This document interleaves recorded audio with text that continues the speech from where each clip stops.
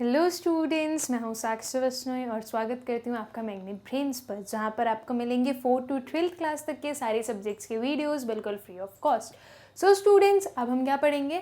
अब हम देखते हैं हमारे फॉर्म्स ऑफ मार्केट क्या है। ओके, फॉर्म्स ऑफ मार्केट को स्टूडेंट्स हम दो पार्ट्स में डिवाइड कर सकते हैं, perfect competition and imperfect competition. ठीक, अब इम्परफेक्ट कॉम्पिटिशन के तीन बाइफर्केशंस और हो सकते हैं, that is monopoly, monopolistic competition and oligopoly. Okay, मतलब कि इन शॉर्ट हमें क्या पता है कि हमारे पास दो टाइप्स के मार्केट होते हैं, परफेक्ट एंड इम्परफेक्ट कॉम्पिटिशन में हम तीन और पॉइंट्स, हमारे तीन और टाइप्स देख सकते हैं, that is monopoly, monopolistic and oligopoly. Okay, now ये सब कुछ क्या होते हैं स्टूडेंट्स, इन्हें हम डिफरेंट अलग अलग देखेंगे कि ये क्या होते हैं एंड इनके क्या फीचर्स वगैरह, जो भी इनकी थ्योरी है वो पूरी हम देखेंगे।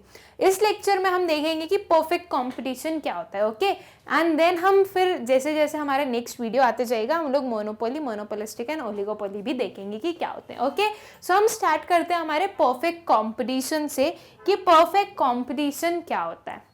So students, perfect competition refers to the market situation where there are very large number of buyers and sellers. Okay, क्या है? Very large number of buyers and sellers. ठीक, dealing in a homogeneous product. Homogeneous product में deal करते हैं at a fixed price by the market. Okay. In reality, perfect competition has never existed.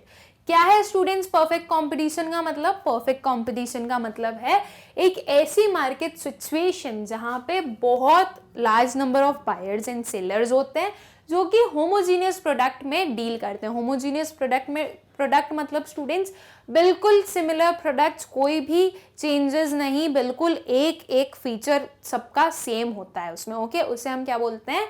Homogeneous products. Okay, तो ऐसी place, ऐसा market जहाँ पे homogeneous product trade होते हैं और उसके बहुत large number of buyers and sellers होते हैं और जो प्राइजेस होते हैं वो कैसे होते हैं?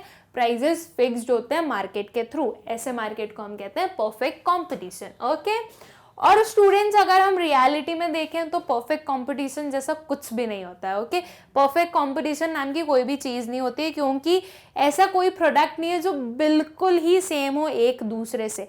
हाँ, ऐसे प्रोडक्ट्स होते हैं जो एक दूसरे के बहुत सिमिलर है, लेकिन एकदम टू कॉपी हो ये चीज़ पॉसिबल नहीं है। ओके, अगर हम खुद को देखें, हम एज ए ह्यूमन, मैं एक ह्यूमन हूँ, मेरे साथ में एक और ह्यूमन है, हम दोनों सेम है, हम लोगों के फीचर्स सेम है, हमारे पास दो हैंड्स हैं, दो लेग्स हैं, दो आईज है, दो ईयर्स है, राइट, सब कुछ सेम है, फिर भी हम लोग डिफरेंट है, राइट, फिर भी हम डिफरेंट है ना। तो क्या बता रहा है वो कि आप में सिमिलैरिटीज हो सकती है लेकिन आप बिल्कुल होमोजीनियस नहीं हो सकते, कुछ ना कुछ डिफरेंसेस होंगे, कुछ ना कुछ फीचर्स अलग अलग होंगे। तो इसलिए ऐसा जो मार्केट होता है वो कभी एग्जिस्ट नहीं करता है। Okay, sellers sell a homogeneous product at a single uniform price. Okay, जो सेलर्स होते हैं स्टूडेंट्स ऐसी हमारी कंपटीशन में, ऐसे मार्केट में, वो क्या होते हैं?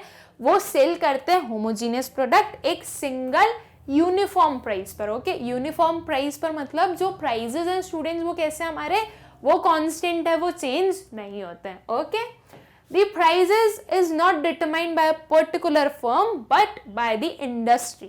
ये जो प्राइजेस है वो कौन डिटरमाइन नहीं करता? फर्म डिटरमाइन नहीं करती।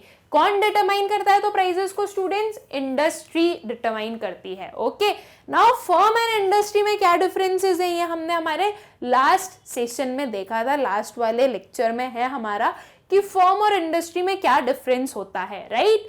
अगर आप लोगों को नहीं पता है स्टूडेंट्स तो आप लोग जाइए पहले वो वाला वीडियो देख के आइए जिसमें हमने मार्केट स्ट्रक्चर पढ़ा था, उसमें हमने बहुत अच्छे से पढ़ा था कि फर्म और इंडस्ट्री में क्या डिफरेंसेस होते हैं। ओके, फिर भी एक रिकैप के लिए मैं आपको बहुत ब्रीफ में बता देती हूँ कि जो फर्म होता है स्टूडेंट्स वो हमारी इंडस्ट्री का पार्ट होता है, राइट। इंडस्ट्री एक बड़ी चीज होगी, ओके, एक ब्रॉडर चीज होगी, एंड जो फर्म है वो इंडस्ट्री का पार्ट होगा। ठीक, ये जो इंडस्ट्री है उसके अंदर डिफरेंट फर्म्स होती हैं। तो जो प्राइजेस होते हैं स्टूडेंट्स वो कौन डिटरमाइन करता है? प्राइजेस डिटरमाइन करती है हमारी इंडस्ट्री, और जो इंडस्ट्री ने डिटरमाइन किए हैं प्राइस, वो प्राइजेस हर एक फर्म को मानने पड़ते हैं, वही प्राइजेस पे हर एक फर्म डील करती है। ओके, तो जो परफेक्ट कंपटीशन होता है वहाँ पे जो हमारे सेलर्स होते हैं या जो एक इंडिविजुअल फर्म होती है वो कभी भी प्राइस डिटरमाइन नहीं करती। कौन प्राइस डिटरमाइन करता है? इंडस्ट्री डिटरमाइन करती। अगर इसका एग्जाम्पल लें स्टूडेंट्स हम एक परफेक्ट कंपटीशन का, तो जो सबसे क्लोजेस्ट एग्जाम्पल हम ले सकते हैं वो क्या होगा? Agriculture goods. Okay, market for agriculture goods.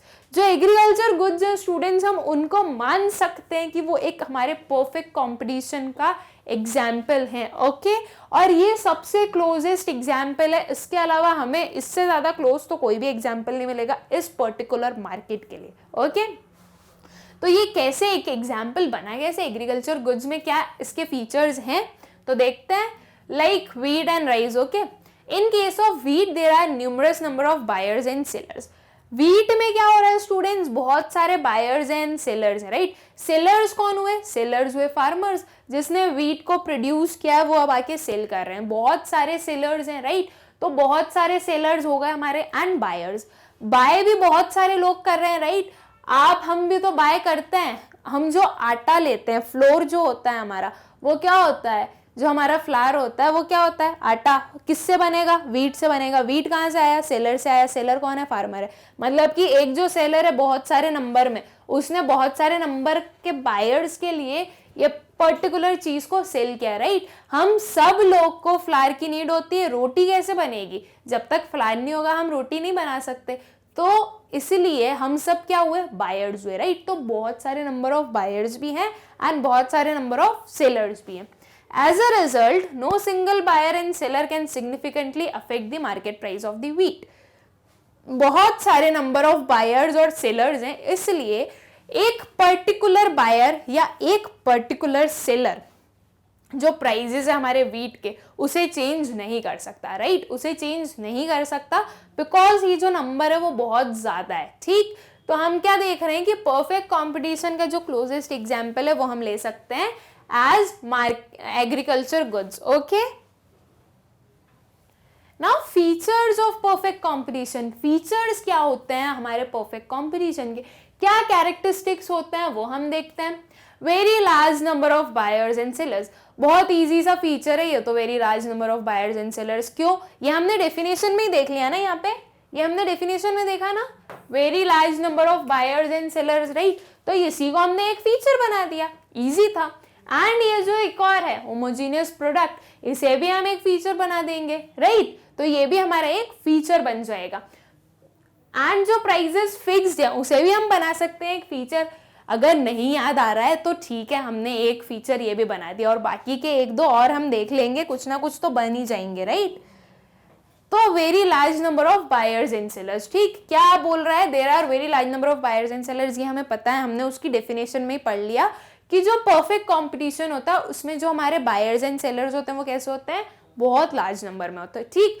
तो अब इसका इम्प्लीकेशन क्या होगा स्टूडेंट्स? मतलब कि ये जो very large number of buyers and sellers हैं वो हमारे मार्केट को कैसे अफेक्ट करते हैं या मार्केट के प्राइस को कैसे अफेक्ट करते हैं। ओके, सो वो देखते हैं हम। The number of seller is so large that the share of each seller is insignificant in total supply, right. जो नंबर ऑफ सेलर्स हैं वो इतने लार्ज हैं कि जो हमारी ईच सेलर का जो पार्ट है वो बहुत इनसिग्निफिकेंट है। मतलब कि एक ईच सेलर का जो पार्ट है वो एक, हम बोल सकते हैं नेग्लिजिबल है, वो अगर उसको हम इंक्लूड नहीं करेंगे तो भी चलेगा, right. Hence an individual seller can not influence the market price. इसलिए जो एक इंडिविजुअल सेलर है वो मार्केट प्राइस को नहीं इन्फ्लुएंस कर सकता, राइट। मतलब वो मार्केट प्राइस को चेंज नहीं कर सकता। ओके, ये एग्जाम्पल के लिए लेते हैं। हमने माना है कि हमारे जो सेलर्स हैं, ओके, हमारे जो सेलर्स हैं वो कितने हैं? 5 लाख हैं। ओके, 5 लाख सेलर्स हैं। तो इन 5 लाख में से एक सेलर, एक जो सेलर है वो इनसिग्निफिकेंट हुआ। लाइक 5 लाख में आप एक को कहाँ पे इंक्लूड कर रहे हो? अगर एक नहीं भी आएगा तो भी चलेगा, वो जो 5 लाख है वो कर देंगे उतना काम, वो एक के बराबर। तो ये जो एक सेलर का शेयर है वो इनसिग्निफिकेंट हुआ, राइट। तो ये एक जो सेलर है वो हमारे प्राइजेस को इन्फ्लुएंस नहीं कर सकता। मतलब अगर ये एक सेलर बोले कि प्राइजेस को इंक्रीज करो और ये बाकी के जो हैं हमारे 5 लाख में से अगर एक को हटा के और जो हमारे बाकी के जो सेलर्स हैं वो बोल रहे हैं कि नहीं, जो प्राइजेस है वो इंक्रीज नहीं होंगे, प्राइजेस इतने ही रहेंगे, तो क्या ये एक सेलर की वजह से प्राइजेस इंक्रीज होंगे स्टूडेंट्स? नहीं होंगे। क्यों नहीं होंगे? बिकॉज इसका शेयर ही इनसिग्निफिकेंट है। 5 लाख में एक कहाँ मिल रहा है, राइट? और वेरी लार्ज नंबर बोला है तो 5 लाख अभी भी हम देखें तो एक छोटा अमाउंट होगा। बहुत लार्ज नंबर तो फिर पूरी इकोनॉमी जी वैसी कर लो इनके हिसाब से तो, राइट? तो उसमें एक सेलर का जो शेयर है वो तो इनसिग्निफिकेंट है। इनके बोलने से, इन पर्टिकुलर जो भी सेलर है इनके बोलने से कोई बाकी के प्राइस नहीं इंक्रीज कर रहे हैं तो ये भी नहीं कर पाएंगे, ठीक? तो क्या होता है कि जब हमारी जो परफेक्ट कंपटीशन है उसमें इतने लार्ज नंबर ऑफ सेलर्स होते हैं कि एक सेलर का शेयर बहुत इनसिग्निफिकेंट होता है एंड उसकी वजह से जो मार्केट प्राइस है उसे वो इन्फ्लुएंस नहीं कर सकता। Okay, price of a commodity is determined by the market forces of demand and supply and each buyer and seller has to accept the same prices. Okay, क्या बोल रहा है? जो प्राइस है कमोडिटी का वो कैसे डिटरमाइन होता है? By the market forces of demand and supply. Demand and supply के मार्केट फोर्सेस से जो प्राइस है वो डिटरमाइन करते हैं एंड वो जो प्राइस आ गया उस प्राइस को एक्सेप्ट करना पड़ेगा हर एक बायर और हर एक सेलर को। ओके, अब डिमांड एंड सप्लाई से कैसे डिटरमाइन होता है स्टूडेंट्स प्राइस? ओके, ये एक हमारे पास ग्राफ है, इसे हम और अच्छे से समझेंगे कि क्या होता है। एक मैं आपको ब्रीफ में बता देती हूँ क्या होता है, अभी इसी स्लाइड में हम समझ लेंगे कि कैसे प्राइजेस डिटरमाइन होंगे। ओके, एक ग्राफ है हमारे पास क्या गिवन है? हमारे पास डिमांड एंड सप्लाई गिवन है एक्स एक्सिस पर एंड प्राइजेस कहाँ गिवन है स्टूडेंट्स? प्राइजेस गिवन है हमारे वाई एक्सिस पे। ओके, डिमांड कर्व कैसा होता है स्टूडेंट्स? हमारा डिमांड कर्व डाउनवर्ड स्लोपिंग होता है, राइट? ये कौन सा कर्व हुआ हमारा? ये कर्व हुआ हमारा D D, downward sloping demand curve. Supply curve कैसा होगा स्टूडेंट? सप्लाई कर्व होगा अपवर्ड स्लोपिंग, राइट? ये कौन सा कर्व हुआ? S S. एस एस क्या बता रहा है हमें? हमारा सप्लाई कर्व। ओके, ये एक पॉइंट है स्टूडेंट्स जहां पे हमारे डिमांड एंड सप्लाई आके मिल रहे हैं, राइट? ये एक जो पॉइंट है यहाँ पे क्या हो रहा है? हमारे डिमांड और सप्लाई इंटरसेक्ट कर रहे हैं एक दूसरे को, वो मिल रहे हैं, राइट? इस पर्टिकुलर प्लेस पर। तो इसे हम क्या बोलेंगे? इसे हम बोलेंगे कि इस प्राइस पर, इस पर्टिकुलर प्राइस पर आपकी जो डिमांड और सप्लाई वो इक्वल हो रही है, राइट? इस पर्टिकुलर प्राइस पे। तो ये प्राइस क्या हुई हमारी? ये प्राइस होगी हमारी ये जो भी कमोडिटी है उसकी। ओके, अगर ये प्राइस 20 है तो 20 प्राइस डिटरमाइन हो जाएगी और हम इसे क्या बोलेंगे कि ये जो प्राइस है वो with the forces of market forces of demand and supply से डिटरमाइन हुई है। तो प्राइसेस कैसे डिटरमाइन होती है? जहां पे आपका डिमांड और सप्लाई कर्व इंटरसेक्ट कर जाए वो प्लेस पर जो प्राइस होगी उस पर्टिकुलर पॉइंट पर जो भी प्रिवेलिंग प्राइस होगी वो क्या हो जाएगी? वो हो जाएगी हमारी price of the commodity. Okay, तो हम with the help of market forces of demand and supply क्या डिटरमाइन करते हैं? हमारी प्राइसेस डिटरमाइन करते हैं and uniform price prevails in the market. जो प्राइसेस है स्टूडेंट्स वो यूनिफॉर्म रहती है। वो यूनिफॉर्म क्यों रहती है? वो इसलिए रहती है बिकॉज यहाँ पे बहुत large number of buyers and sellers हैं एंड एक पर्टिकुलर बायर या एक पर्टिकुलर सेलर जो है वो उसका जो शेयर है वो कैसा होता है? इनसिग्निफिकेंट होता है। तो वो एक पर्टिकुलर बायर या सेलर हमारे प्राइजेस को चेंज नहीं कर सकता, इसलिए जो प्राइजेस होते हैं वो कैसे होते हैं? यूनिफॉर्म होते हैं। Okay, then homogeneous product. Homogeneous product याद है स्टूडेंट्स आप लोगों को? हम लोगों ने कहां से लिया? हमारी डेफिनेशन से, राइट? हमारी डेफिनेशन से हमने उठाया कि होमोजीनियस प्रोडक्ट भी होता है ना। होमोजीनियस का मतलब आप सभी को पता है ना। होमोजीनियस का क्या मतलब होता है? होमोजीनियस का मतलब होता है सेम प्रोडक्ट, एकदम सेम, एक एक फीचर सेम, इतना सा भी डिफरेंस नहीं होगा हमारे प्रोडक्ट्स में। उसे हम क्या बोलेंगे? उसे हम बोलेंगे होमोजीनियस प्रोडक्ट्स। ओके, सो अब ये कैसे, इसका क्या इम्प्लीकेशन होता है वो हम देखते हैं। The product sold is identical in all respects like size, shape, quantity, color, etc.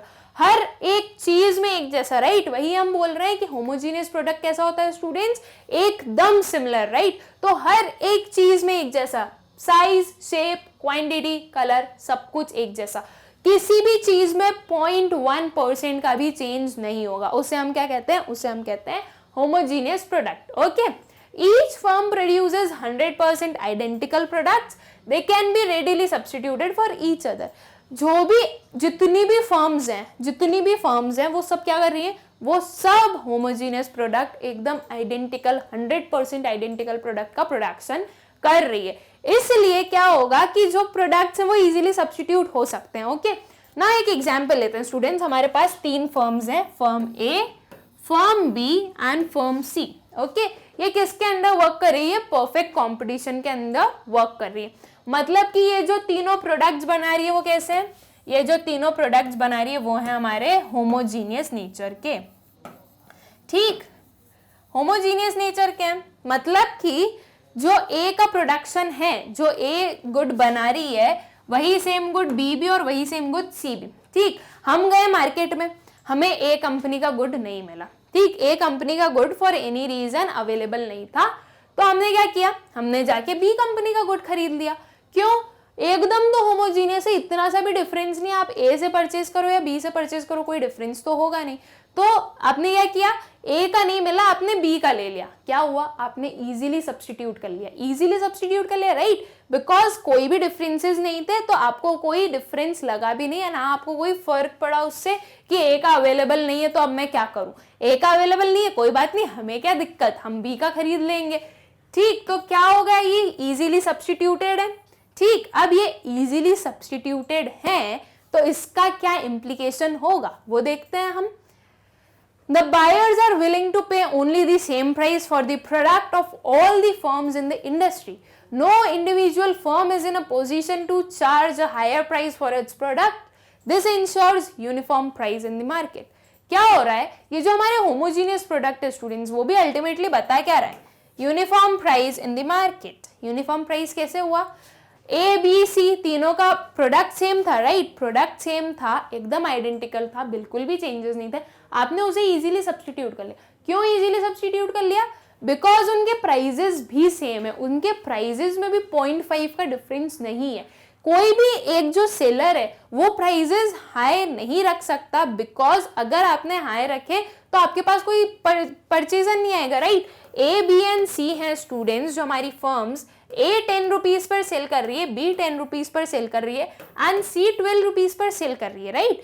तो इस सी के पास में कोई जाएगा ही नहीं परचेज करने, सब कहाँ चले जाएंगे, ए एंड बी के पास में, बिकॉज जो सी सेल कर रही है वही same product A and B भी सेल कर रहे हैं लेकिन 10 रुपीज पर।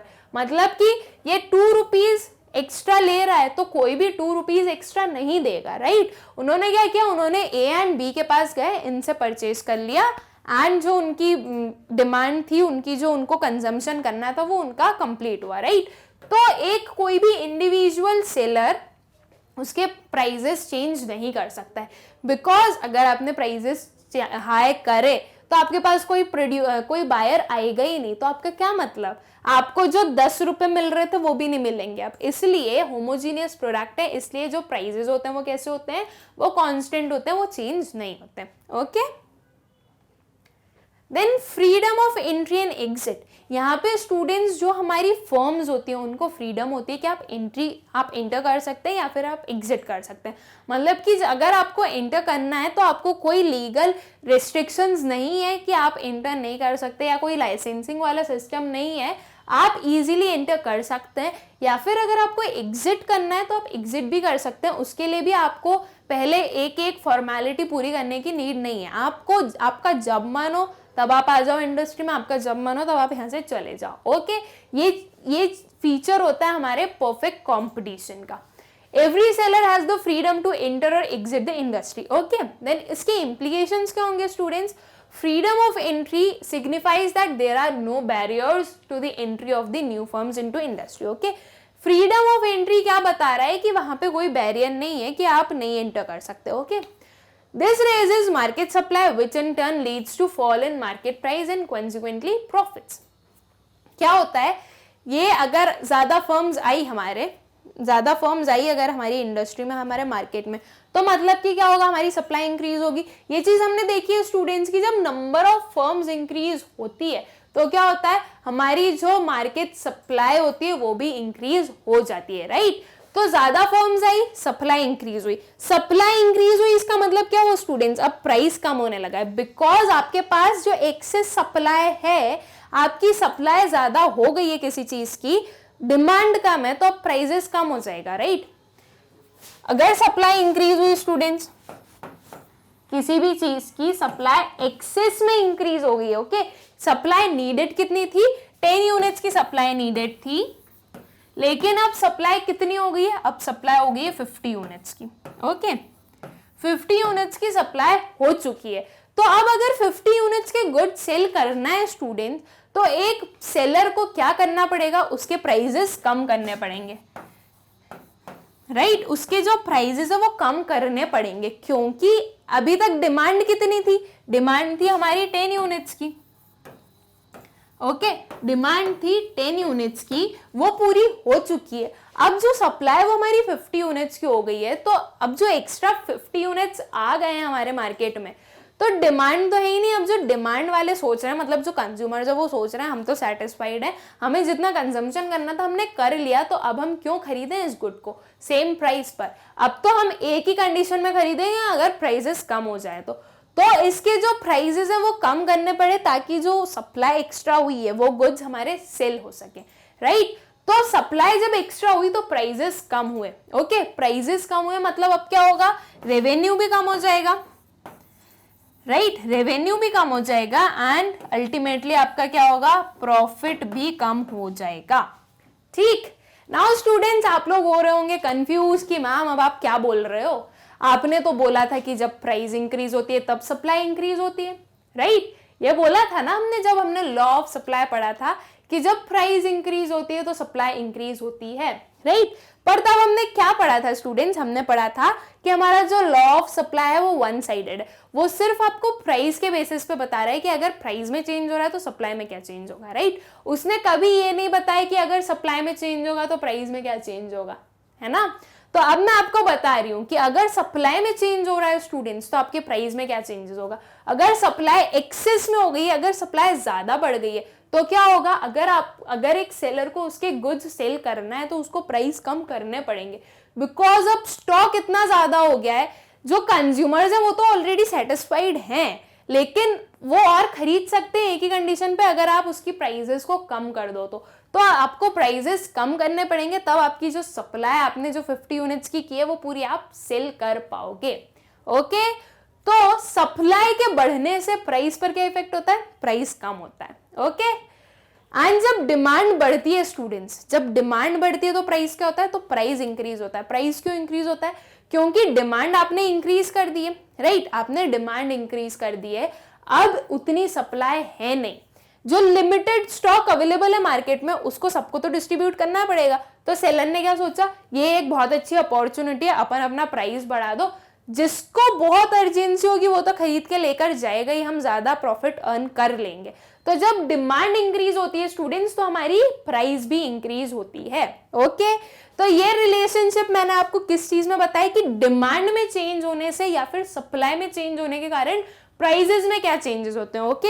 आप law of demand, law of supply को इससे रिलेट मत कीजिएगा, दोनों को इंटर रिलेट बिल्कुल मत कीजिएगा, दोनों एक अलग अलग चीज है। Law of demand and supply हमें क्या बताते हैं कि प्राइस की चेंज होने से सप्लाई में क्या रिलेशनशिप होता है, ओके। एंड अभी मैंने आपको क्या बताया कि सप्लाई या डिमांड में चेंज होने से प्राइस में क्या चेंजेस होते हैं, ठीक। तो क्या हुआ, जब न्यू फर्म्स ने एंट्री ली, जब न्यू फर्म्स ने एंट्री ली तो क्या हुआ, मार्केट प्राइस फॉल हुआ, एंड मार्केट प्राइस फॉल हुआ इसका मतलब कि प्रॉफिट भी फॉल हो गए, okay. Then the entry continues till each firm is earning just normal profit.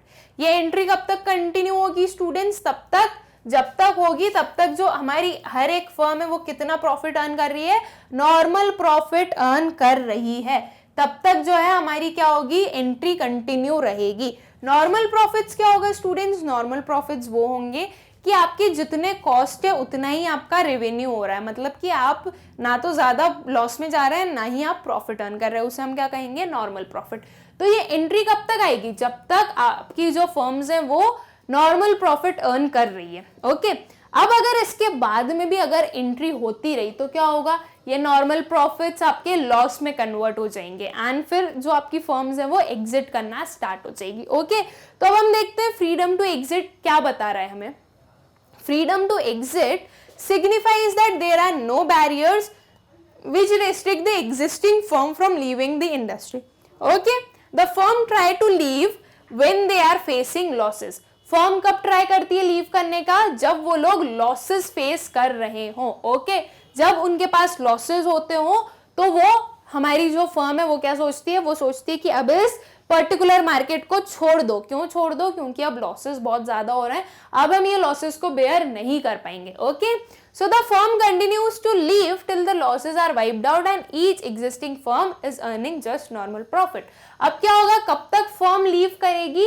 उस पॉइंट तक जब तक जो हमारे लॉसेस हो वो क्या हो जाएंगे? वाइप्ड आउट हो जाएंगे. मतलब कि उतनी फर्म्स ने एग्जिट कर लिया कि अब जो हमारी बची हुई फर्म्स हैं वो अब लॉस में नहीं जा रही है एटलीस्ट. ओके, वो अब एटलीस्ट हमारे लॉस में नहीं जा रही है एंड वो अब नॉर्मल प्रॉफिट अर्न कर रही है. ठीक, तो फ्रीडम ऑफ एंट्री और एग्जिट क्या बताता है स्टूडेंट्स की एक फर्म आपकी जो न्यू फर्म्स है वो एंटर करेगी टिल द पॉइंट जब तक आप नॉर्मल प्रॉफिट कमा रहे हैं. ओके, देन उसके बाद में अगर आप लॉसेस इनकर करने लगेंगे तो जो फर्म्स है वो एग्जिट होना स्टार्ट हो जाएगी एंड वो उस पॉइंट तक एग्जिट होंगे जब तक नॉर्मल प्रॉफिट वापस उस लेवल तक ना आ जाए. ओके, हमारा प्रॉफिट वापस नॉर्मल लेवल तक ना आ जाए.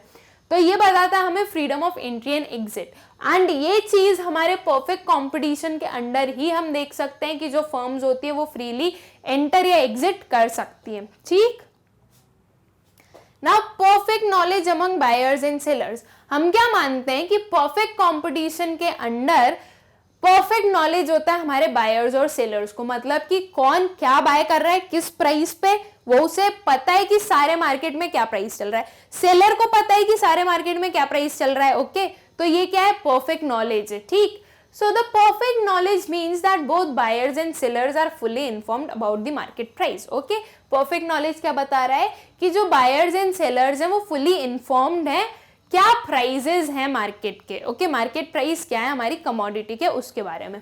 इसका इम्प्लीकेशन क्या होगा students? No firm is in a position to charge a different price and no buyer will pay a higher price. As a result uniform price prevails in the market. इसका implication ये होगा कि कोई भी firm इस position में नहीं है कि वो डिफरेंट प्राइजेस चार्ज कर सके. मतलब कि हर एक डिफरेंट कंज्यूमर्स है वो डिफरेंट प्राइजेस चार्ज कर रही है, वो इस पोजीशन में नहीं होती है. एंड ना ही कोई बायर इस पोजीशन में होता है कि वो ज्यादा पे कर सके, बिकॉज एक बायर को पता है कि एक पर्टिकुलर कमोडिटी की प्राइस कितनी होगी. ओके, तो कोई बायर भी ज्यादा पे परचेज नहीं करता है. और इसका क्या रिजल्ट होता है? इसका ये रिजल्ट होता है कि यूनिफॉर्म प्राइजेस होते हैं हमारे मार्केट में. ठीक,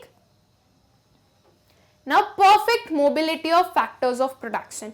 जो हमारे फैक्टर्स ऑफ प्रोडक्शन होते हैं स्टूडेंट्स वो परफेक्टली मोबाइल होते हैं. ओके, परफेक्टली मोबाइल मतलब क्या? हमारे जो फैक्टर्स ऑफ प्रोडक्शन है वो इजीली एक प्लेस टू दूसरी प्लेस पर जा सकते हैं विदाउट एनी कॉस्ट. ओके, बिना किसी कॉस्ट के वो एक प्लेस से दूसरी प्लेस पर मूव कर सकते हैं. So the factors of production, land, labour, capital and entrepreneurship are perfectly mobile. जो हमारे फैक्टर्स ऑफ प्रोडक्शन होते हैं, ये 4 फैक्टर्स ऑफ प्रोडक्शन होते हैं, ये हमें पता है, ये परफेक्टली मोबाइल होते हैं. मतलब वो इजीली एक प्लेस से दूसरी प्लेस पर जा सकते हैं. देयर इज नो ज्योग्राफिकल और occupational restriction on their movement. कोई भी मूवमेंट पे वो हमारा नहीं होता, रिस्ट्रिक्शन नहीं होता है. Okay, the factors are free to move to the industry in which they get the best price.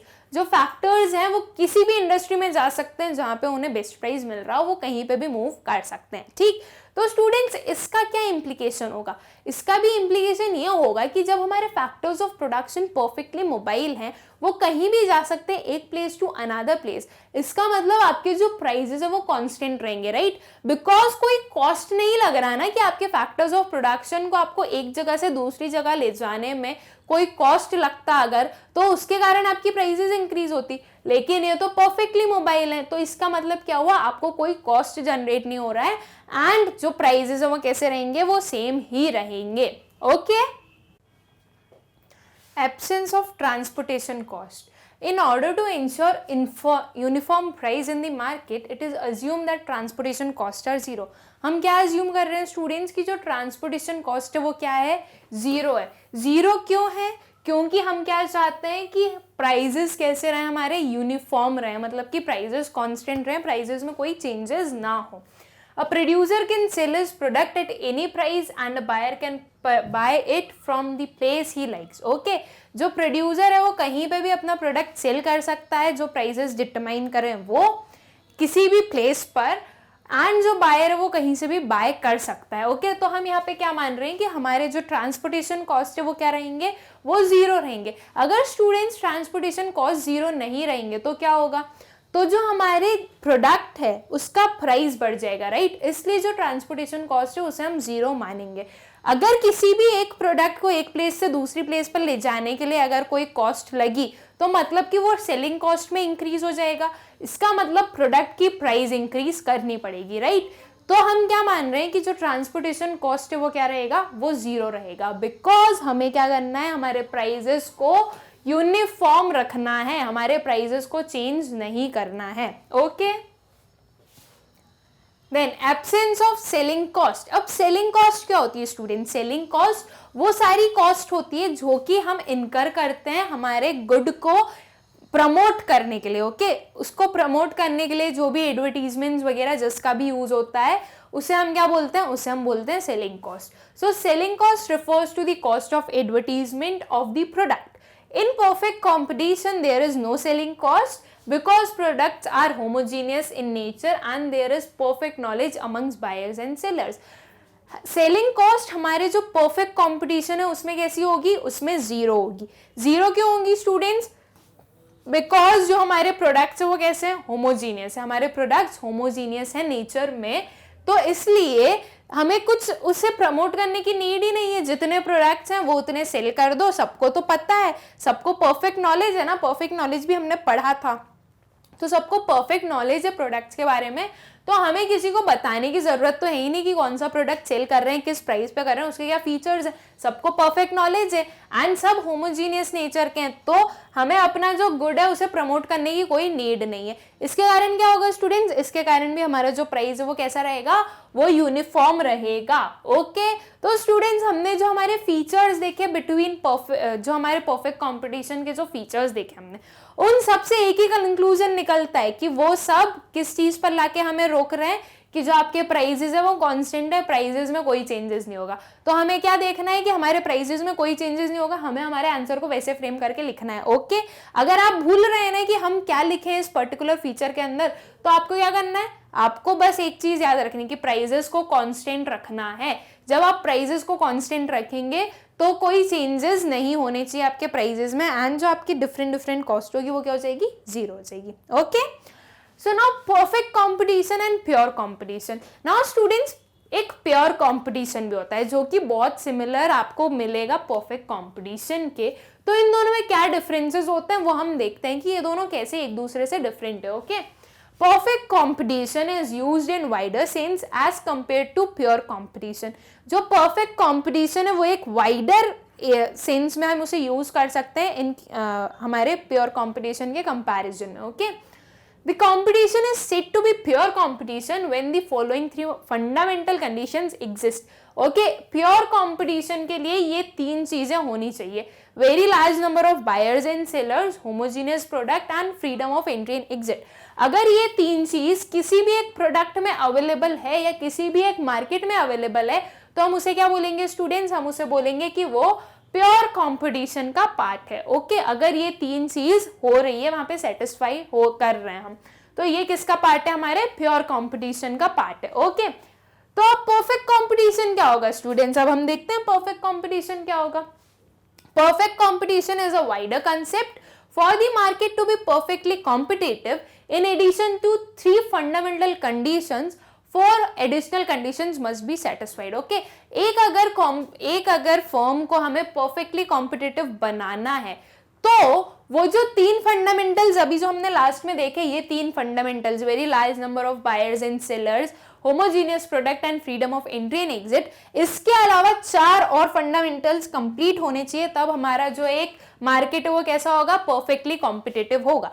तो वो चार क्या है, perfect knowledge among buyers and sellers, perfect mobility of factors of production, absence of transportation cost and absence of selling cost. Okay, क्या है वो चारों चीजें कि एक जो बायर एंड सेलर है उनके बीच में परफेक्ट नॉलेज है, जो फैक्टर्स ऑफ प्रोडक्शन है वो परफेक्टली मोबाइल है, एब्सेंस ऑफ ट्रांसपोर्टेशन कॉस्ट है and absence of selling cost है। ओके, तो मतलब ये 4 और वो 3 मिला के क्या हुए, हमारे फीचर्स हुए of perfect competition. Okay, so perfect competition में क्या हो गए, हमारे जो फीचर्स हैं वो हो गए। एंड प्योर कंपटीशन में क्या हो गए स्टूडेंट्स, प्योर कंपटीशन में हम सिर्फ 3 फंडामेंटल्स को देखते हैं। कौन से हैं वो, ये 3, very large number of buyers and sellers, homogeneous product and freedom of entry and exit. Okay students, वैसे तो ये बहुत ज्यादा इंपॉर्टेंट टॉपिक नहीं है perfect competition and pure competition, या आपसे ना ही ज्यादा कुछ पूछा जाएगा, लेकिन हमें एक नॉलेज होना चाहिए, हमें पता होना चाहिए कि दोनों में क्या डिफरेंसेस होते हैं।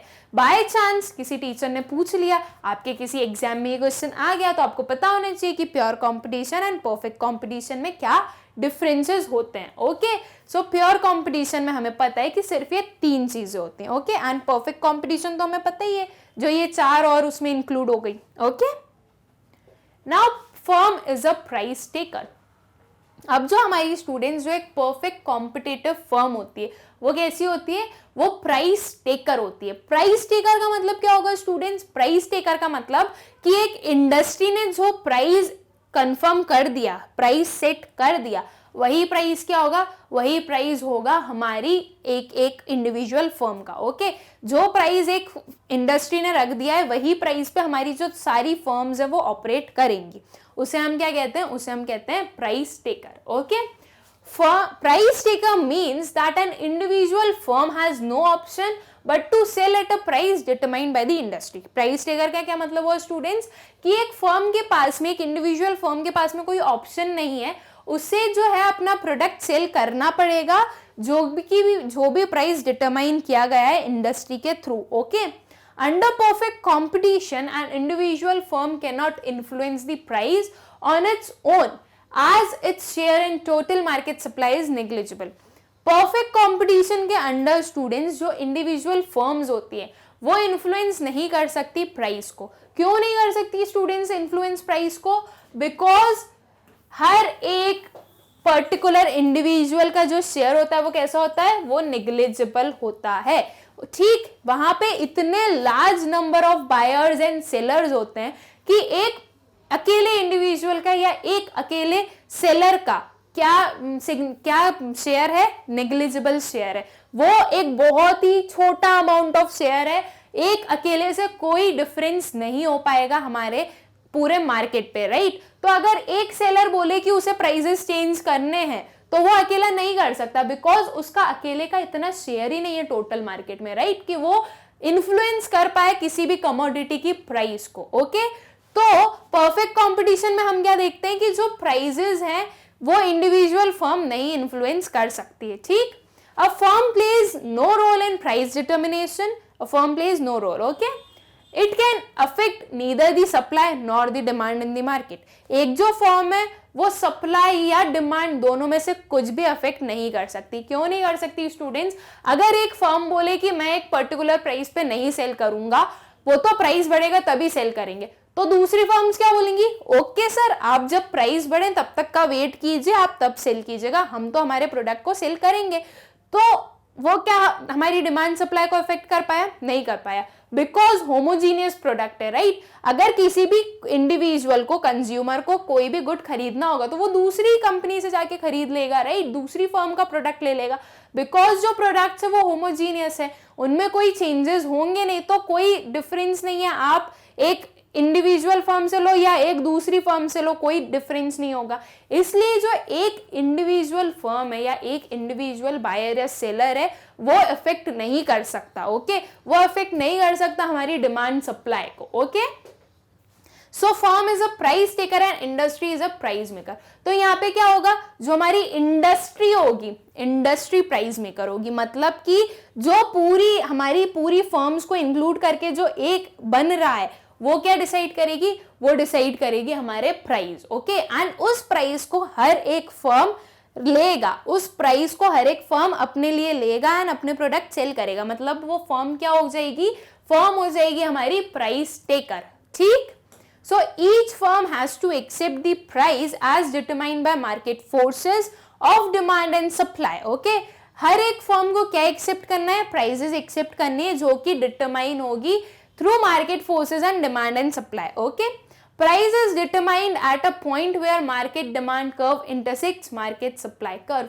प्राइजेस कहाँ डिटरमाइन होते हैं स्टूडेंट्स? जहां पे हमारा मार्केट डिमांड कर्व इंटरसेक्ट करेगा किसको? हमारे मार्केट सप्लाई कर्व को। ओके, ये जब हमने स्टार्ट किया था तब हमने पढ़ा था कुछ ऐसा ही कि एक कर्व है वहां पे जहां पे हमारी डिमांड और सप्लाई मिल गई इस पर्टिकुलर पॉइंट पे, राइट? ये क्या हो जाएगा? ये हो जाएगा हमारा प्राइस। तो with the help of market demand and market supply हमारे जो प्राइजेस हैं वो डिटरमाइन होते हैं। ओके, जहां पर डिमांड एंड सप्लाई कर्व मिल जाएंगे उस पॉइंट पर जो भी प्रिवेलिंग प्राइस होता है वो क्या होता है? वो हम प्राइस बताते हैं कि इस पर्टिकुलर कमोडिटी का ये प्राइस होगा।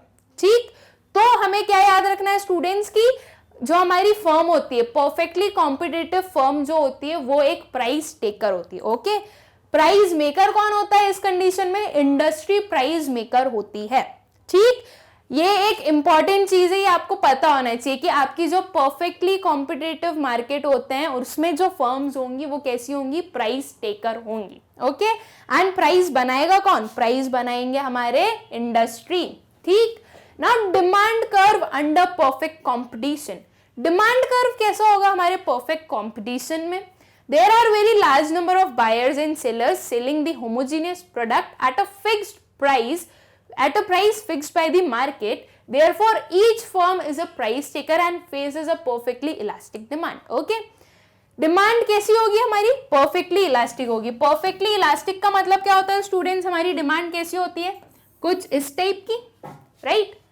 इस टाइप की डिमांड होगी हमारी कि सेम प्राइस पर आप डिफरेंट डिमांड कर सकते हैं, राइट? हमने एक्स एक्सिस पे लिया, सॉरी वाई एक्सिस पे लिया हमारी प्राइस, एक्स एक्सिस पे लिया हमारी डिमांड। ओके, हम क्या देख सकते हैं कि जो प्राइजेस है वो हमारे सेम है, राइट? ये जो प्राइजेस है वो चेंज नहीं हो रहा है, प्राइजेस जो है वो हमारे सेम है। इस सेम प्राइजेस पे डिफरेंट क्या हो रहा है? डिफरेंट डिमांड्स हो रही है, राइट? इस सेम प्राइस पे डिफरेंट डिमांड हो रही है। इसी सेम प्राइस पे Q क्वांटिटी का डिमांड हो रहा है, Q1 क्वांटिटी का हो रहा है, Q2 क्वांटिटी का हो रहा है। यहाँ पे डिमांड इंक्रीज भी हो सकती है, कम भी हो सकती है। किस प्राइस पे? सेम प्राइस पे। तो ये कैसी डिमांड हुई students? Perfectly elastic demand curve बनेगा। इसका मतलब वो हमें ये बता रहा है कि आप प्राइजेस में कितना भी चेंज कर लो, आप प्राइजेस में कुछ भी चेंज मत करो, हमें कोई फर्क नहीं पड़ेगा। हम क्या, हमारी डिमांड तो बहुत इलास्टिक है, वो बहुत अच्छे से रिस्पॉन्ड करेंगी in respect to AR price. Okay, तो आप सेम प्राइस पे या एक स्लाइट चेंज, स्लाइट हाई या स्लाइट डाउन पे आप देख सकते हैं कि आपकी डिमांड जो है वो शिफ्ट करेगी या वो सेम प्राइस पर भी डिफरेंट डिमांड को आप देख सकते हैं। ओके, सो परफेक्ट, हमने परफेक्ट कॉम्पिटिटिव मार्केट में क्या देखा? हमारी डिमांड कर्व कैसा होगा? परफेक्टली इलास्टिक डिमांड कर्व होगा। ओके, देन अब हम इसका थोड़ा डायग्राम देख लेते हैं कि कैसे एक इंडस्ट्री प्राइस मेकर है एंड एक जो फर्म है वो प्राइस टेकर है। ओके, सो एक इंडस्ट्री है स्टूडेंट्स, वो प्राइस मेकर है। वो प्राइस कैसे मेक कर रही है? एक डिमांड कर्व है हमारे पास, ये डिमांड कर्व कैसा है? डाउनवर्ड स्लोपिंग डिमांड कर्व है। डाउनवर्ड स्लोपिंग है, वो हमें क्या बता रहा है कि आप जैसे जैसे आपकी प्राइजेस कम होगी वैसे वैसे हमारी डिमांड इंक्रीज होगी, राइट? मतलब वो एक इनवर्स रिलेशनशिप बताता है हमें डिमांड कर्व, इसलिए वो डाउनवर्ड स्लोपिंग होता है।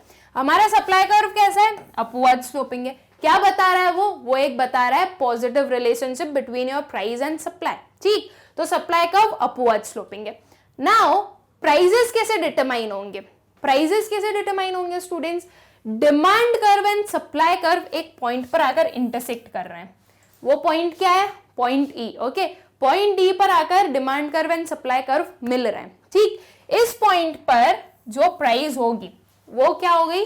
वो हो गई हमारी price for the commodity. Okay, price for the commodity हो गई हमारी ये पी। ओके, अब ये प्राइस किसने बनाई स्टूडेंट्स? ये प्राइस बनाई हमारी इंडस्ट्री ने। इंडस्ट्री हुई हमारी प्राइस मेकर। ओके, अब ये जो इसने प्राइस बनाई है यही प्राइस इसने आगे शिफ्ट कर दी, आगे शिफ्ट करके उसने सारी फर्म्स को दे दी। ठीक, उसने ये प्राइस सारी फर्म्स को दे दी कि आपकी प्राइस कितनी होगी? ये पर्टिकुलर पी प्राइस होगी आपकी प्राइस। ओके, तो ये जो सारी फर्म की प्राइस है, ये प्राइस लाइन हमें दिख रही है कि वो सेम प्राइस उन्होंने ली, मतलब वो क्या कर रहे हैं? वो प्राइस को टेक कर रहे हैं ना। तो ये क्या बने हमारे फर्म्स बने हमारे प्राइस टेकर। ठीक है, नाउ स्टूडेंट्स, हमने जब पढ़ा था हमारा प्रोड्यूसर्स इक्विलिब्रियम, जब हमने रेवेन्यू वाले कॉन्सेप्ट्स पढ़े थे, तो हमने क्या देखा था कि जब प्राइजेस कांस्टेंट रहते हैं तो हमारा AR और MR भी इक्वल रहते हैं। ऐसा क्यों होता है? बिकॉज पहले तो आप सभी को पता है ना कि प्राइस और AR बराबर होते हैं, right? Price is equals to AR होते हैं, ये आप सभी को पता है ना। इस चीज का हमने रिलेशनशिप बहुत अच्छे से पढ़ा है, बहुत अच्छे से डिटेल में पढ़ा है कि क्यों प्राइस और एवरेज रेवेन्यू सेम होते हैं, right? So price and average revenue same है, ये हमें पता है ना। जब प्राइसेस कांस्टेंट रहते हैं तो वो भी हमें पता है कि एवरेज रेवेन्यू और मार्जिनल रेवेन्यू सेम रहते हैं, ये चीज भी हमने पढ़ी है। फिर भी हम इसका एक रिकैप लेते हैं कि ये सेम क्यों रहते हैं। ये सेम क्यों रहते हैं स्टूडेंट्स? क्योंकि प्राइजेस कैसे रहते हैं, मतलब हमारा AR कैसा रहता है, ये कांस्टेंट रहता है, राइट? ये कैसा रहता है? कांस्टेंट रहता है। मतलब कि अगर आप एक एडिशनल यूनिट को भी सेल करोगे तो उससे रेवेन्यू कैसा जनरेट होगा? आपको एक कांस्टेंट रेवेन्यू जनरेट होगा, राइट? आपको हर एक एडिशनल यूनिट पर एक कांस्टेंट रेवेन्यू ही मिलेगा। तो वो क्या बताता है कि आपका जो MR है वो किसके बराबर हो जाएगा? आपके AR के बराबर, मतलब कि आपकी प्राइस के बराबर। तो जब हमारे प्राइसेस कांस्टेंट रहते हैं स्टूडेंट्स, तो हमारा AR और MR कैसा होता है? इक्वल होते हैं वो, राइट? तो ये जो एक पर्टिकुलर लाइन है वो हमें क्या बता रही है कि P is equals to AR is equals to MR। मतलब कि एक परफेक्ट कंपटीशन में हम देख सकते हैं कि जो प्राइस होता है वो किसके बराबर होता है? वो हमारे मार्जिनल रेवेन्यू के बराबर होता है। एंड प्राइस लाइन, हमारी प्राइस की लाइन कैसी होती है? एक हॉरिजॉन्टल स्ट्रेट लाइन होती है पैरेलल टू एक्स एक्सिस, ये बताते हुए कि जो प्राइस है वो कांस्टेंट है, प्राइस में कोई चेंज नहीं हो रहा है, ओनली सिर्फ क्वांटिटी डिमांडेड या क्वांटिटी सप्लाइड में चेंजेस हो रहे हैं। तो जो प्राइजेस है वो कैसे हैं? वो सेम है, प्राइजेस में कोई चेंजेस नहीं है, इसलिए ये जो लाइन है ये कांस्टेंट है, ये ऊपर नीचे कुछ नहीं हो रही है, ठीक? तो आई होप स्टूडेंट्स ये आपको क्लियर होगा कि कैसे एक इंडस्ट्री प्राइस मेकर बनी एंड कैसे एक फर्म प्राइस टेकर बनी। ओके, पहले इंडस्ट्री ने प्राइस बनाया, उसने मेक किया, बनाया उसने, और वो प्राइस उसने आगे पहुंचा दिया उसकी फर्म्स तक कि अब आप इस प्राइस को ले लो। मतलब आप अब प्राइस टेकर बन गए हैं, आपने इस प्राइस को लिया, इस प्राइस पर अब आप सेल कीजिए आपके प्रोडक्ट्स, एंड जो भी आपकी डिमांड सप्लाई हो रही है, आपकी जितनी भी डिमांडेड गुड्स हैं वो आप सेल कीजिए एंड आपका ना अपना रेवेन्यू अर्न कीजिए। ओके, हमने आपको प्राइस दे दिया, आपको इस प्राइस पर ऑपरेट करना है। ओके, सो स्टूडेंट्स ये था कि हमारा परफेक्ट कंपटीशन क्या होता है। आई होप आप लोगों को ये बहुत अच्छे से क्लियर होगा कि परफेक्ट कंपटीशन क्या होता है, उसके क्या फीचर्स होते हैं एंड कैसे एक फर्म प्राइस टेकर बनती है परफेक्ट कंपटीशन के अंडर। ओके स्टूडेंट्स, इफ आपको कोई भी डाउट्स हैं तो आप लोग कमेंट सेक्शन में आपके डाउट्स लिख सकते हैं, I will answer you there. हो सकता है मैं थोड़ी लेट हो जाऊं आंसर करने में, बट मैं आंसर कर दूंगी आपको। तो अगर आपको कोई भी क्वेरीज हो तो आप लोग मुझसे पूछ सकते हैं। ओके नाउ स्टूडेंट्स, हम हमारे नेक्स्ट लेक्चर में पढ़ेंगे मोनोपोली। ठीक, हमने परफेक्ट कंपटीशन पढ़ लिया क्या है। अब हम हमारे नेक्स्ट लेक्चर से, नेक्स्ट सेशन से देखेंगे कि इम्परफेक्ट कंपटीशन के जो हमने टाइप्स देखे थे, मोनोपोली, मोनोपोलिस्टिक एंड ओलिगोपोली, उसका हम मोनोपोली स्टार्ट करेंगे हमारे नेक्स्ट वीडियो में। ओके एंड स्टूडेंट्स, इस वीडियो के नोट्स के लिंक आप लोगों को कहाँ पर मिलेंगे? डिस्क्रिप्शन में मिलेंगे, आप लोग जाकर चेक कर सकते हैं। थैंक